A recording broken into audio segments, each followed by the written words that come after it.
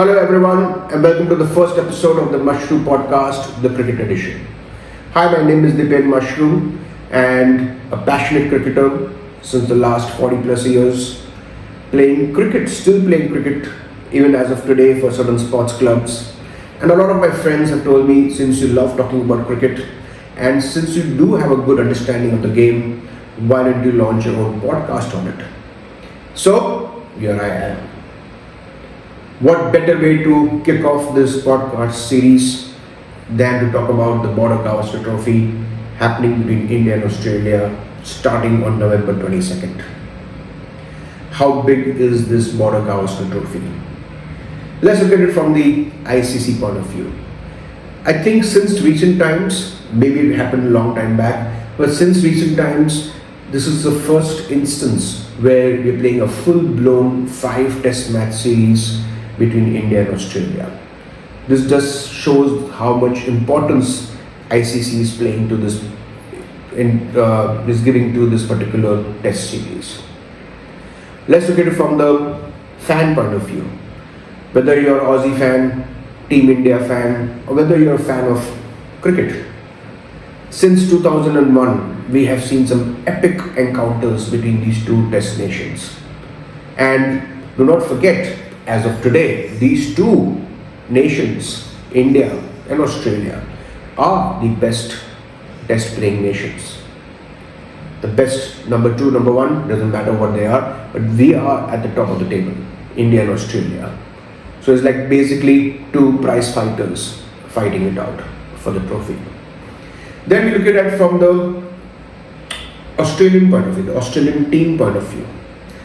Now we all know that Australians are very passionate about their sports. The sporting culture is very deep rooted in the Australian psyche. They hate losing. And trust me, they are really looking forward to winning this test series because they do not want that tag to be attached to them that they have lost the last 3 test matches, the 3 test series at home against India, 3 in a row. They do not want that, and they're really desperate to not lose this test series. Look at the kind of preparations they're doing. Since the last 3 months, the key players have been rested. Pat Cummins, the captain, has been rested very well. A lot of the players have playing Sheffield Shield cricket, getting a lot of practice in. A lot of these players are also playing the one-day series against Pakistan. A lot of cricket they're playing, and they're preparing really well for this particular test series since the last 3 months. Also, look at the record. In the last 10 Border Gavaskar Trophy test series, India has won 7 of them. And that is, in the last 10 years, India holds the Border Gavaskar Trophy. Now, I know since 2020, one of the, I would say almost a David versus Goliath test matches where India against all odds won the test series there. Australia has taken revenge, some kind of revenge against us. They have won they beat us at the World Test Championship final. They beat us surprisingly and shockingly. Not surprisingly, that's the wrong word to use, but it was a shock to a lot of Indian fans when Australia beat us in the ODI final in 2023. So they have taken some kind of revenge against us, but that is not enough for them. They do not have the Border Gavaskar Trophy in their cabinet since the last 10 years, and they are really desperate to get their hands on it. And that is from the Australian point of view. From the India point of view, from Team India point of view, we have so many greats. Rohit Sharma, Virat Kohli, and some other players also. Most probably, they are not going to be around when India visits Australia. Again, I think probably 4 years down the track. We hope so. We hope that these guys keep playing forever, but it's not going to happen. Now for them, if they can win this test matches, if they can win this series against Australia, it's a big boost for them. They sign off with a huge victory under their belts. And what better way to do that than to beat Australia in Australia? So you can see that a lot of there's a lot of factors which makes this test series so interesting and so important. And do not forget the other aspect of it. We have the World Test Championship points to worry about. Both these nations, Australia and India, are looking to win some matches to gain those very important World Test Championship points so that they qualify for the World Test Championship finals next year. Now we come down to the second part of this podcast. I have been watching India, obviously watching cricket, a lot of cricket, and my wife says you're a bit crazy. You even watch Ranji Trophy sometimes on TV. And what I've been noticing is that India has this very bad habit of losing the first test match of a series. I don't really know what happens to them. They seem to be flat-footed, not really into it, and for some reason they just don't seem to bring everything together. And in the first test match, when they lose the first test match, suddenly they get everything organized. They become motivated. They become aggressive, and then they go and win the next test matches, and then they win the series after that. I put up the records, and I saw that from 2001, the very epic match that happened in Eden Gardens, we had lost the first test match, and then we went on to win the test series. Recently, when England visited India, we lost the first test match. In 2020, in Australia, we lost the first test match, and then we bounced back to win the test series. As I said, against England, same thing happened. When Australia visited India, we lost the first test match. Sorry about this, there's some big crackers being burst behind. Then we have, as I said, when Australia visited India, we lost the first test match, and then we went on to win the series. Even when Bangladesh visited India just a few months back, India was almost 140 for 6, something like that, in the first innings of the first test match. And then we went on to win the test match. Then we have New Zealand who visited us. They won the first test match, and they went on to win the other 2 test matches also. So it's not every time, and we all know this, it's not every time that you are going to lose the first test match and then bounce back and win the test series, as we saw against New Zealand. Since 2001, I have pulled up some records. We have played 65 test match series, and we have, in 21 of them, we have lost the first test match. That's not a good record. Looking at this, look at how smartly Australia has played. The first test match that they have organized, or they have in their schedule, the first test match they're playing in Perth. They're telling India, I'm going to put you on the spiciest and the fastest track in Australia. Looking at your record of losing the first test match of a series, I'm giving myself the best opportunity to beat you in the first test match. Then the second test match happening in Adelaide. Second test match happening in Adelaide. Now in Adelaide, we all know in the 2020 test series, we in the second innings, 36 all out. So what we're seeing is that Australia has, the schedule has been planned so smartly that they are giving themselves the best opportunity to beat us in the first 2 test matches. Now if Team India can somehow survive these 2 test matches, I don't think so there's going to be 2 draws happening. If India can go 1-0 up, I feel that India will win the test series. Even if Australia go 1-0 up, I still feel India still has a very good chance, because, as I said, these two venues are something which is, if we can survive on these 2 venues in these 2 test matches, even if you go 1-0 down, I still feel India has a good chance to bounce back and win the test series. But if you go 1-0 up, the Aussies will be demoralized, and then we will win very easily. That's my prediction. Let's move on to the second part. The second part, obviously, is the Pujara effect. Now, we all know in 2018 and in 2020, Pujara was one of the key factors which made India win the test. If I would say if the most important factor which got us the victory in both those test series. Let's look at his record. In 2018, he scored 521 runs, played or faced 1,258 balls. In 2020, 271 runs, faced 928 balls. Total, he scored 792 runs, faced 2,186 balls. Now, yes, runs were important. He scored runs at some very important stages of the test series.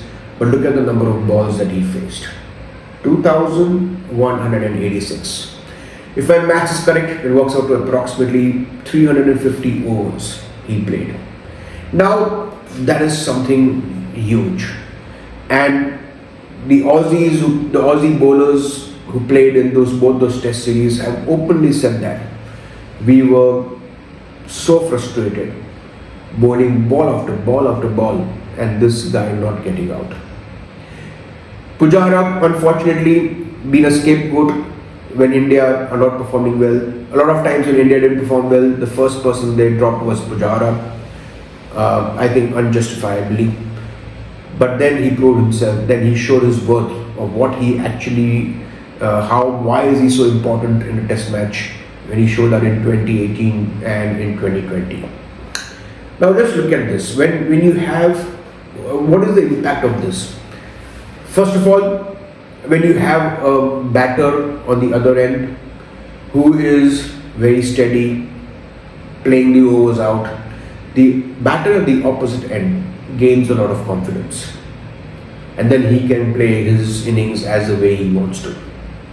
That's the first part. Second part is when these fast bowlers under hot conditions, they're bowling over after over after over. No matter how mentally fit you are, no matter how physically fit you are going to drain out, and you are going to get fatigued as the series goes on. And in 2020, we saw, at least I felt, that by the time we reached Sydney and Brisbane, the Aussie bowlers were almost demoralized. They were almost, I would say, they were not demoralized, is the wrong word to use, but at least that fatigue factor came into picture, and they were bowling less than 5 to 10% of their optimum levels. The third impact is Nathan Lyon. The way Pujara played Nathan Lyon, and a very key factor, a very key bowler in the Australian bowling squad. He played him out. He went down the track, smothered the spin, his lovely on drives, and basically he played Nathan Lyon out, and he neutralized the threat of Nathan Lyon. That's another factor. Now, by neutralizing the threat of Nathan Lyon, what happens is that when you play Nathan Lyon out, the fast bowlers have to come back and bowl extra overs. So that again is a factor.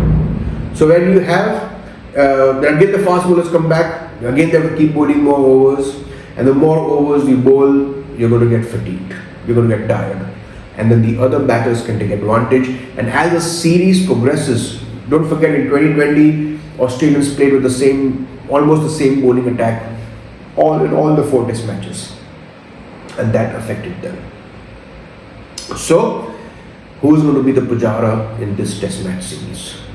Who is going to be the one person who's going to keep playing out those overs and make sure that the Australians get tired? And we all know that in Australia, especially the ball that they use, the kookaburra ball, once the first 2 hours go by, then it becomes quite easy to play that.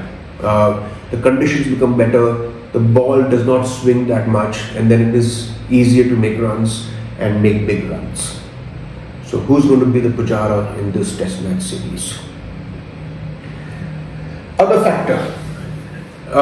Yes, very sorry to Travis Head, but one of my most favorite players. I love the way he bats, but I call him the Travis Headache. Look at the World Test Championship final. Travis Head made 181 runs total. In the one-day final, the World Cup final, he made 137 runs. I think for Team India to win this series, they need to keep this guy quiet and very quiet. I mean, we know that throughout this 5 Test match series, he will make some runs. Sometimes, in some innings, he will score runs. But overall, we need to keep him quiet. If he do not keep him quiet, he can score big and he can score those runs very fast, and that can be a big problem for Team India. I think Travis Head, yes, besides Steve Smith and besides Marcus Labuschagne, I feel that he is one of the key players in the Australian batting lineup. Obviously, we have Usman Khawaja and other players also. But if we can keep this person quiet, then we have a good chance to win the Test series, and we hope for the best. Then we talk about Cameron Green. Now, I've been reading a lot of Aussie newspapers online, listening to a lot of their own podcasts, and they are saying yes, Cameron Green was a very important person to lose, very important player to lose. He's unfit, he won't be playing the rest of the Test series. But since even Shami is not playing, so it's kind of balanced out. And I think they're quite wrong about that. Yes, Shami is a big loss to Team India, no doubt about that. But Cameron Green not only is like a quality fifth bowler, following up these four greats of Australian cricket, the four bowlers of Australian cricket. Then we have the fifth bowler who he himself is at most, not at par, but a very good bowler himself. Not only that, an excellent batter. But one aspect they also have not talked about is that he's a brilliant fielder. And when you put him in the slips, you put him in the gully, he has taken some amazing catches, and his fielding also will be missed. So, good for us. He's in the Team India. Then we talk about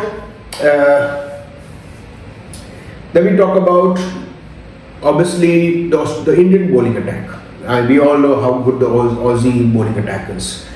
Obviously, Bumrah, with Shami missing, Bumrah is obviously going to be a very key factor. Yes, he is the best bowler in the world across all formats, and he will have an impact in this Test match series. If he doesn't have an impact, then India is in trouble.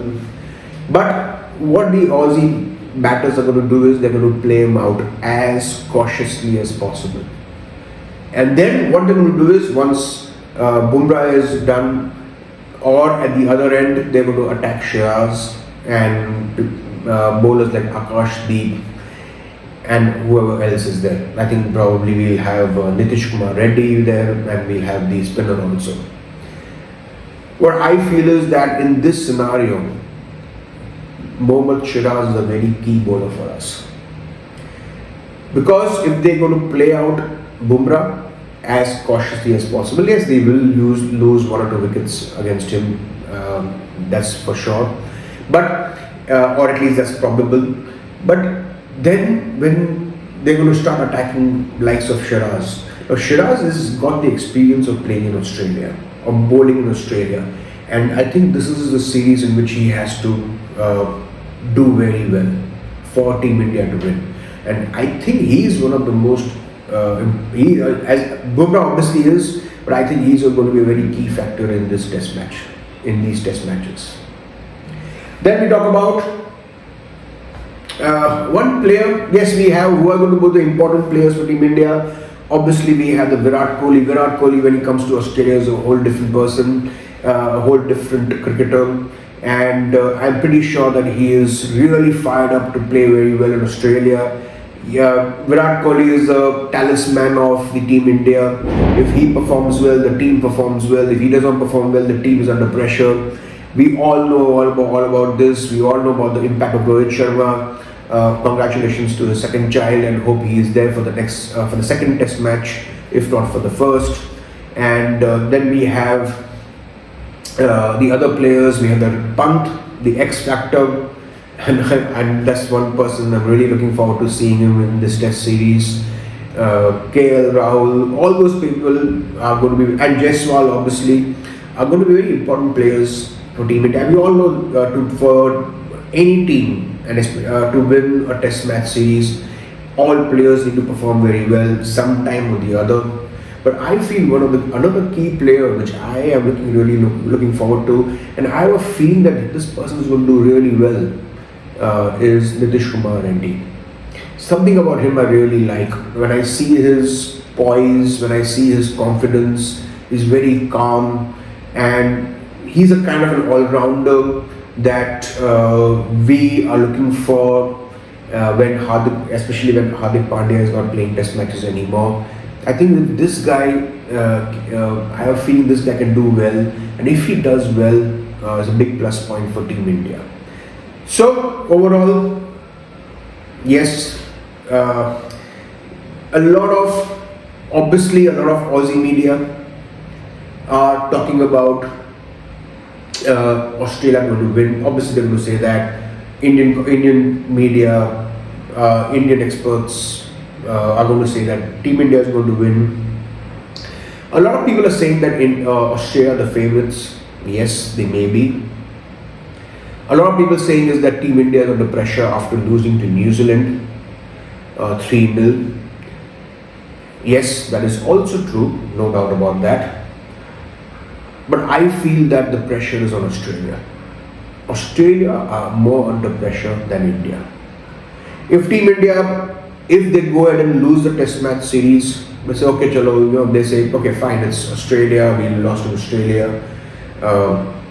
At home conditions, Aussies are a better side.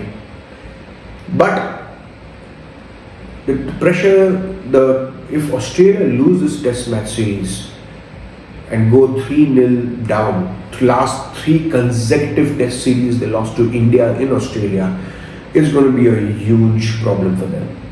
And if that happens, they're going to see a lot of backlash happening against Team Australia.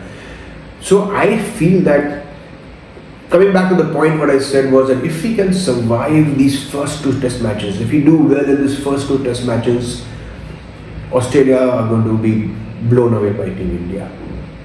Blown away, not death. We are all going to have some very interesting Test matches, but blown away in the sense that I feel that Team India will go on and win the Test series. So the pressure actually is on Australia, not on India. And India, I hope they realize this. I mean, obviously they are very professional cricketers, they know what they're doing. If, once again, I keep repeating this again and again, I just feel that these first 2 Test matches are so very important. Best of luck to Team India, best of luck to Team India, best of luck to Team Australia. I am a very big fan of Australian cricket also, as you can see from these 2 caps that I have in front of me. I just hope that we have some very interesting Test matches. And yes, of course, as an Indian, we hope Team India wins. And this concludes my first episode of my podcast. I hope you liked it. Let's look at some comments. What do you think about who's going to win this Test match series? Who are going to be the key players for Team India? And please like and subscribe to this channel if you found this podcast interesting. And while when the Test series starts, obviously I'll be posting quite regularly we talk about the Test matches that happen as they go. Another point that is really kind of irritating to me is that the IPL auction. You cannot have an IPL auction happening in between while a Test match is going on. Such an important Test match is going on, you cannot have the IPL auction. I think BCCI made a very bad decision in that, because no matter what happens, I know again we're talking about very professional cricketers, but there are some cricketers in Team India who are the senior players in their franchisees. They are kind of involved in the team selection also, and no matter what, even that 1% distraction can prove to be something very fatal, right? I just felt, what was the need to have this in between a test match? You can have it after a couple of days. What difference it makes? Something which I don't really like about BCCI. And why have this IPL auction right in between in the first test match? That's something which I didn't really like. What do you think about that?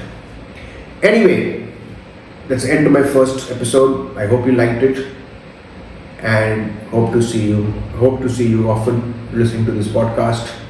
And as I said, please like and subscribe if you like this podcast. Take care. See you soon. Goodbye.